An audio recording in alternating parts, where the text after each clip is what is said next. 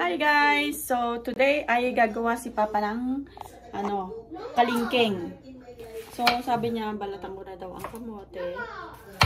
Habang siya ay nag-i-slice ng ricado para sa lulutuin mo lumpia sariwa. Ay lumpiang gulay. Oh yeah.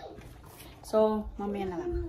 So eto na guys, na-slice ko na yung kamote. Binabad ko sa tubig para hindi siya mangitim. So, mga ganyan lang size. Ito guys, nilagyan ko ng harina na may asukal. Tapos ngayon, yung mga arit, ito, inilagay lang dito. Tapos, ganito ang style ni Papa. Itatry niya daw na ganito.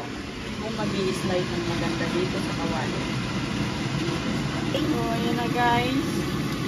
Ma-i-slide na ng maayos. So, ganito.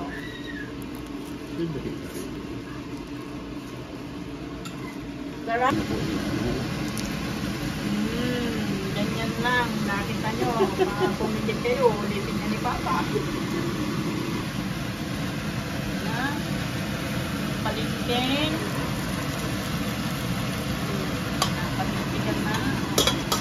Kita sa inyo kung sino unang tumikim. Ayan, ang unang tumikim. Masarap? Sobra. Sobrang sarap.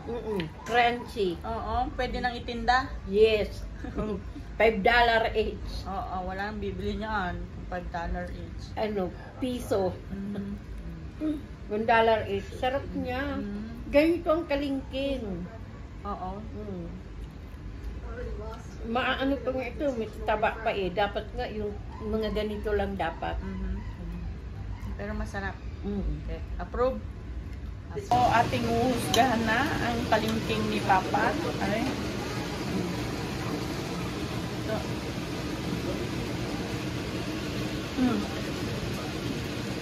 Lasang kalingking nga.